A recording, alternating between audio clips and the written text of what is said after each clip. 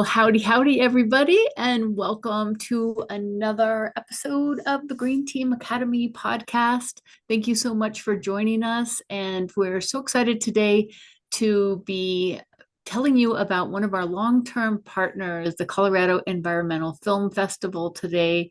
And we have with us Shawna Crocker, and Shawna is the founder of this amazing institution that has been going for 18 years, and the 2024 event is coming up. There's some in-person options, some virtual options. So no matter where you are, this is something that you can participate.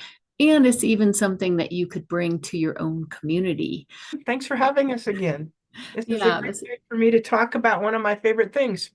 yeah, one of mine too. So thank you so much.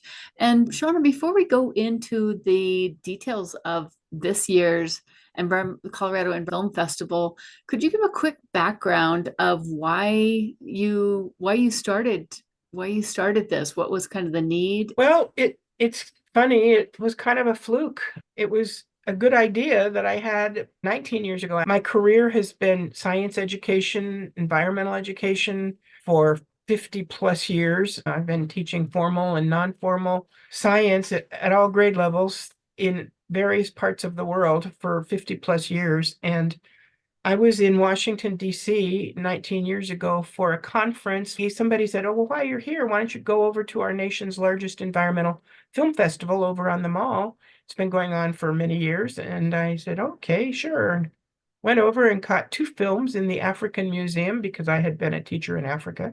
Thought that would be a good couple of films to see, and was astounded at how many people were crowding into this theater to see these films. So much so that the venue people said, half of you have to leave. The fire marshal won't let us have this many in here. Come back, we'll do a second showing." And I thought, whoa, we are missing a huge slice of the environmental education pie in Colorado with people who don't come to our classes, training, workshops, hikes, programs, but they'd come to watch a movie. And movies are powerful and they can change attitudes and knowledge and education and behavior if they're well done. And because there's emotion in films, usually the passionate environmental documentarians pour their passion and their heart and their soul into these videos that they're creating. So I thought we don't have one of those in Colorado. We should have one. So I came home and mentioned it to a few key people, just kind of casually. And one of them was the Colorado Alliance for Environmental Education. I thought this would be a great education outreach for CAEE, and talked to several of their people, assistants, volunteers, started doing a little bit of research, what was out there. Well, Wild and Scenic Film Festival had been out there for 3 years, and they were willing to help people get started with their own environmental film festivals. They would sell us a package of some films that they had chosen that year for us to get started with our own, and we did that. And I happened to have the right people in my world at that time, a couple of filmmakers. Dave Steinke was with the U.S. Forest Service, videographer there, and he had just submitted a film to the Wild and Scenic Film Festival. And I said, "Oh, you want to work with us?" And he said, "Sure." And so that's how Dave became the co-funder of our festival. We're all pretty much the same group of people have been doing this now for 18 years. It's a passion project.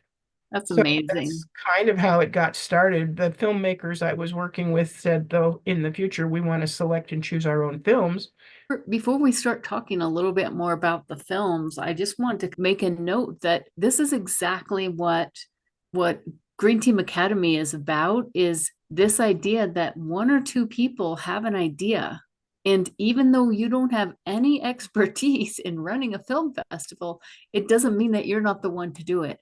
And so whatever project comes across your vision and something that you think about, then you can definitely do it. And that's what we're here to support people. And I can tell a lot of the things that you did are the things that we talk to people about, is this idea, get 100 partners. And a lot of people that try to start something and aren't able to is because they don't have partners. And so you going to some key partners first off, I feel like that really helped you get on the right track. So I love this story. I'll let you get back to it, talking about, this 2024 film festival and how people can. Be involved. Sure. Well, so we start off by screening all these films that come to us starting in the summer. from filmmakers around the world. We have a group of volunteer film screeners or judges around the country. We are forever searching for a diverse group of screeners, people of all walks of life, colors, ages, backgrounds, education. We have all these people who help us screen films of all ages. We have young people, old people, people all over the place, educated people, just the average citizen, helping us screen these 300 approximately films. We have to get it down to about 50 or 60 films every year. And so we only show pretty much the best of the best. It's very difficult to choose which of those films we need to including because they're all so very good. Mhm. Yeah. Well, great. All right. So that's a little bit about the process. So let's dive in and tell us a little bit about the timing. February 22nd to the 25th is when the events are live in Golden. And then there's included in your pass, you're able to also watch the the films later. So whether or not you can attend in person or you're somewhere else in the world, there's options for you. Yes, I would like to show people how to navigate our webpage, which is full of wonderful information. We've got wonderful volunteers. By the way, this is a volunteer, for the most part, a volunteer-led event. You can go to www.ceff.net or Google it, Colorado Environmental Film Fest. Like you said, Joan, it's February 22nd through the 24th this year, and that is our in-person live festival. We have the in-person days. Thursday night, the 22nd, is community night, free night. People should come out through the 25th. And then the following week, we have the online Encore. During the pandemic, we had to pivot quickly and go to putting all of our films virtually out there. And it was difficult at first, but it gave us a global audience. And it's something we will continue to do because now people can watch our films from all over the world, which is great considering they submit films to us from all over the world. And so it's a great way to see our films and to repeat our films. One benefit of watching the films online is that you can go back and watch them again and again as many times as you want during the week if you buy that pass to see those films the week after. I like to be able to go back and watch them because many of the films are in subtitles. Many of the films are in a different language and they have subtitles. We also this year have gotten an organization. We are working with hearing impaired organizations, country to make all of our films captioned. We have open and closed captioning for all of our films. And that means we have to assist filmmakers in being able to do accurate captioning for their films. And so that has been accomplished this year to increase our accessibility. And so these hard of hearing and deaf communities are able to access our content and our films and our film parties and so forth.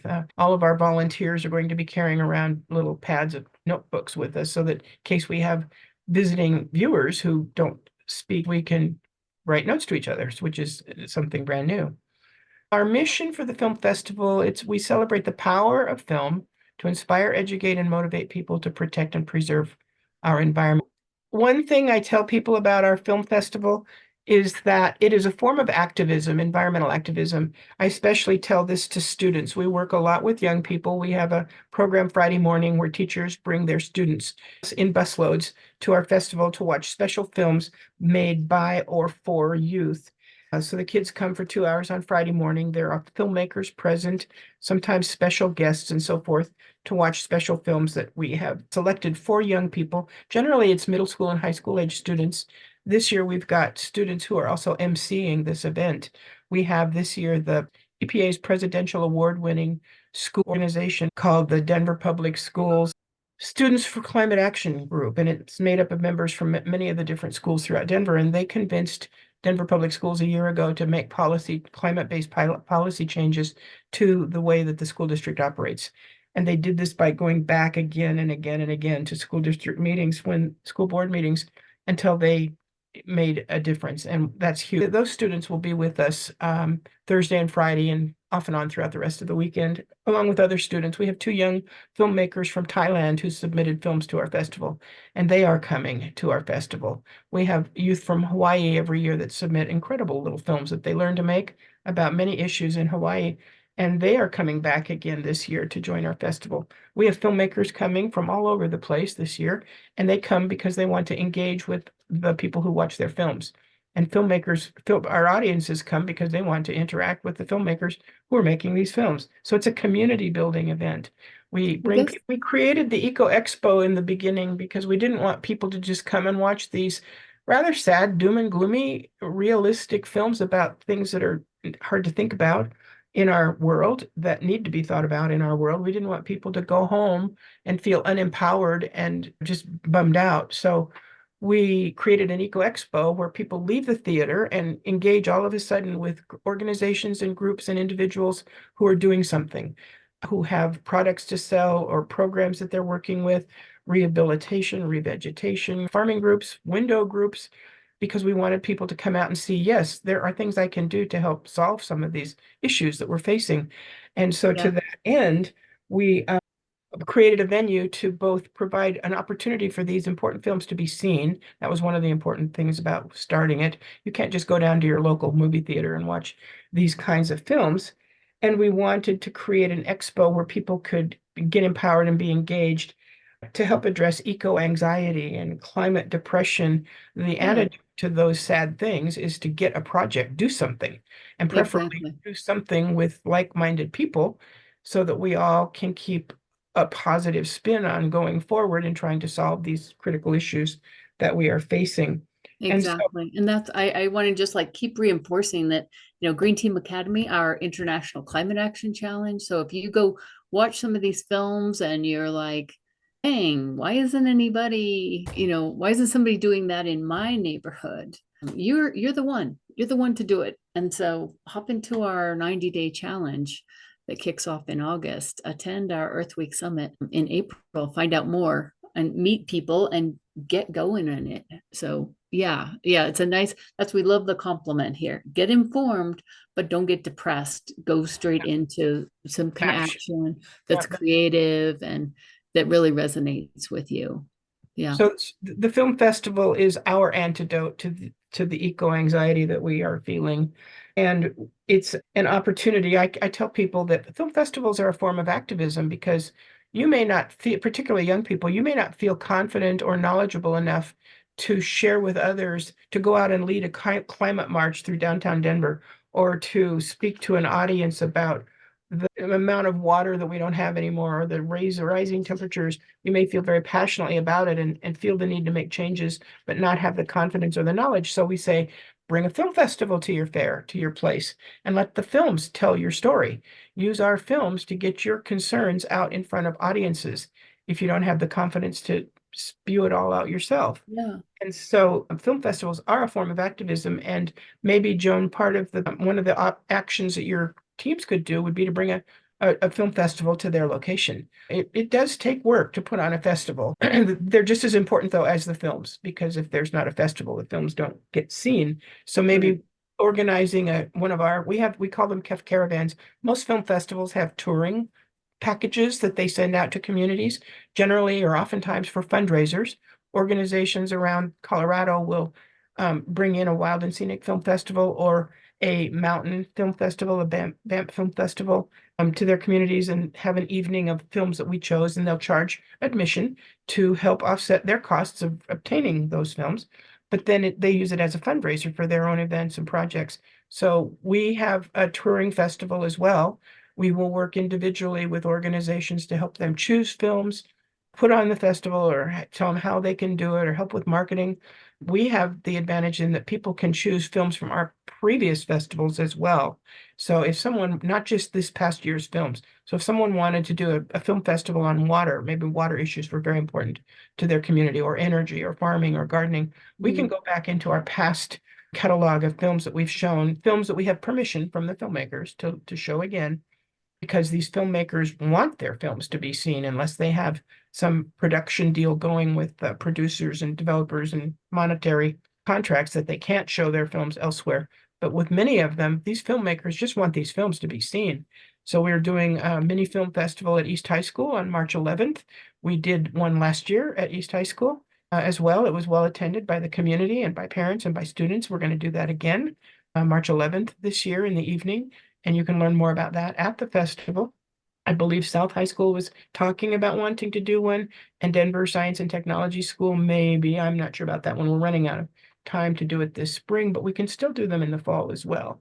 So if anyone's interested in bringing our films to their location, a few of them or a couple of days worth, we've done a film festival down in Pagosa Springs every year. I don't know if that's happening this year or not, but for the past bunch of years, they have had a Colorado Environmental Film Festival in Pagosa Springs. I took our film festival to Maui one year to show those Hmm, Hawaiian kids what we do with their films. So that's it's a so community cool. builder. I want to just kind of pop in here because one Green Team Academy, when we first became a nonprofit back in 2021, we had the idea of also doing a film festival. We got going with Wild and Scenic Film Festival, and I would recommend for anybody, if you're doing your first one, start with the Colorado Environmental Film Festival, because it ended up not being a fundraiser for us because the base costs were higher than what we actually brought in. So when you're doing your first festival, I would really recommend that you start with the Colorado Environmental Film Festival. It's a much more manageable entry point financially, and also kind of the hand holding that you're going to be getting from the staff. And I think, yeah, that's something that we could be doing in the future as well. We've done film festivals in Salida. One of our team members moved to Salida, so she's working closely with environmental educators and others there. So one thing else I'd like to mention while I'm here is I just scrolled my screen up. We interview filmmakers and online in Zoom and record them. And our filmmakers interviews then are posted on our website. So if Hmm. somebody watches a film that they really liked and they want to hear more from the filmmaker, maybe the filmmaker didn't travel to us to participate in live Q&As, but we have interviewed them and gotten some more stuff about that film and those filmmakers. So you can find these interviews on our website as well. And I think that was one of the most fun parts of doing the film festival, was really getting to meet the people behind it. exactly. And because as you said, they're from all over the world, and just And they're so really, passionate. yeah, One making those connections. Yeah. one thing I like about our film festival is that it exposes Americans to situations going on elsewhere. We don't tend to think about what environmental issues other parts of the world are experiencing. For example, in our youth festival this year, we chose a film called Venus Ascending: Gender Equality and Water. It resonated with me because of time I spent in the Peace Corps, but it's about women having to go fetch water a long ways away from where they might live, out of a well or a water hole somewhere every day, carrying back gallons of water on their heads. And it always falls to the young women and children to do this, and the women and their daughters, which takes tremendous amount of time away from their day for things like school and work. And so the gender inequality about having to go fetch water, Hmm. which just get harder with water shortages around the world. And the fact that this film was made by two young children, I thought was interesting, a boy and his sister who have relatives in Sri Lanka. And so I thought that film I thought was unusual to have children submit this film to our festival. Well, on our website up here, you can see across the top, it says information about the festival, which talks about how do you buy a ticket, what's our schedule at a glance, talks about the expo, our sponsors. Of course, we want to really call out our sponsors. We appreciate them. School of Mines jumped in as a major sponsor this year. We had to move our festival from the Colorado Mountaineering Center to the Colorado School of Mines. And so we have a much bigger opportunity now to reach people. They have a huge theater and a huge audience to draw from with all the mines students and their faculty. So many sponsors. We have got the Scientific and Cultural Facilities District has been a sponsor for many years.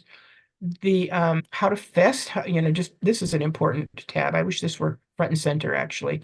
So this tab really tells you all you need to know about changing venues, getting started. You have to create an account in order to purchase passes on whether you're in person or viewing our Encore online. It's a good idea to get online and create an account and pay for your collection. The individual packages of about 2 hours long cost $12. We do have rates for seniors and for youth. You can buy a single pass or a collection pass or an all event ticket. I'll show you more about that later.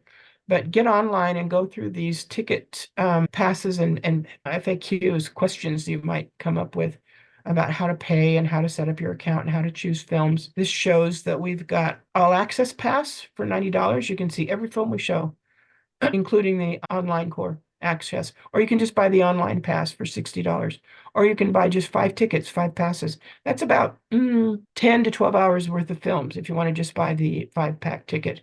And then, of course, you can buy single screenings, which is about 2 hours worth of films.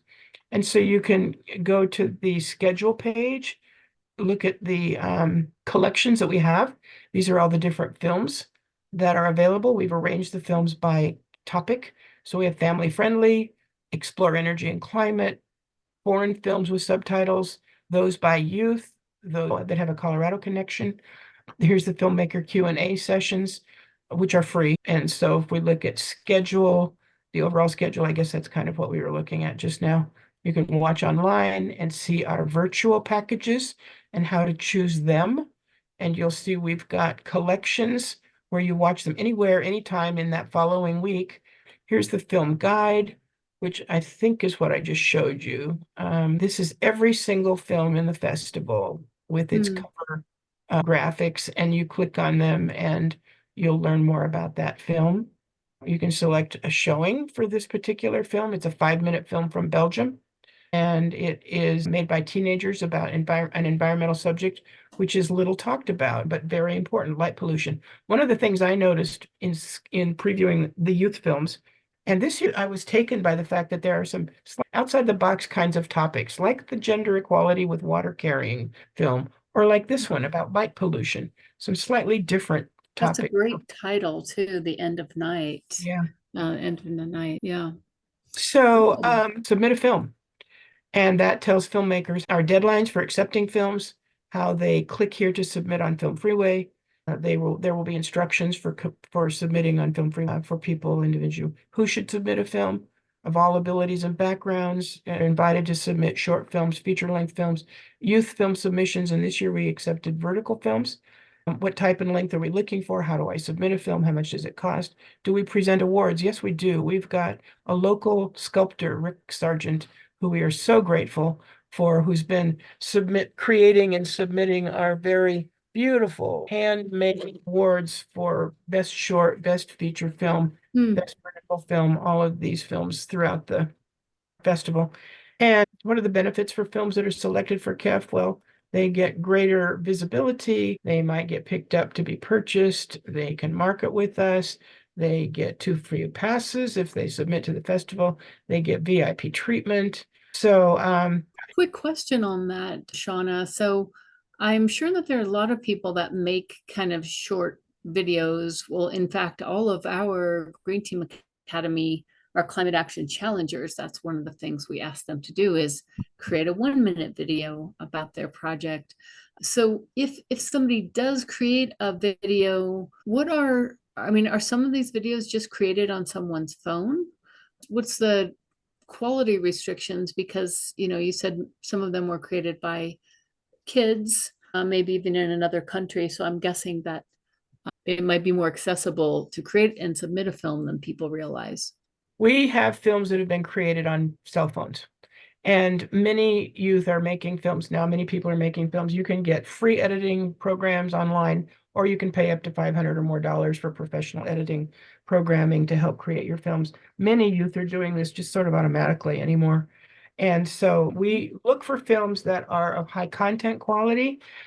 Production quality is important, but it's not the end all be all. If a great film is presented and it's got a few quality issues, we don't necessarily ignore it. We would consider it as well. If there's any one last thing you want to mention as we are kind of wrapping up here. I think we want to see everybody come out to the festival. And if you do, come seek me out and say hello and share this information with your colleagues. You can go to our website, ceff.net, and see more about us and buy your ticket. So you do not have to buy a ticket in advance. You are able to come to the festival and we will help you buy a ticket at that time. So if you are going to plan on having us help you buy a ticket, it'll be the same process through our Encore, through our Eventive process. Well, before we sign off today, I also want to remind folks that we have the 5th annual Earth Week Summit is coming up. It is a fully online event, and it's running April 22nd to the 27th. You can go to earthweeksummit.com to sign up. We have sponsorships from $250 up to $10,000. If you're a small business or nonprofit and you wanted to do something really cool for Earth Day, why don't just bring ours to your audience? We feature grassroots speakers who have started projects just kind of like this environmental film festival that Shawna and her friends started. So we have folks from a few different countries in Africa. We have speakers from the Philippines, from India, Bahrain, as well as from across the US, with a lot of Colorado teams reporting and all kinds of topics and you'll just be amazed at what people who have just an idea are able to do. And we'll also be featuring some of our previous challengers, so you can see somebody who went through the challenge with a small idea, what they've been able to do as well. So that is earthweeksummit.com. So be sure to check that out, save your spot, and consider being a sponsor to help us crowdsource this amazing. That session is fully on action. We do have, I think we'll have one session on climate science and communications, but it's really how to take action and getting inspired to do so, which is why we partner with the Colorado Environmental Film Festival, because we have the same mission and a lot of the same partners and people that we work with. So we really appreciate everything that you guys do. So thanks so much, Shawna, for joining us, and hope as many people as possible can join the Colorado Environmental Film Festival, and hope to see you there either in person or catching some of the stuff online. And then we will also see you at the Earth Week Summit, April 22nd to 27th. Thanks so much, Shawna. Thanks, Joan. Okay, Bye-bye. bye. Thank you.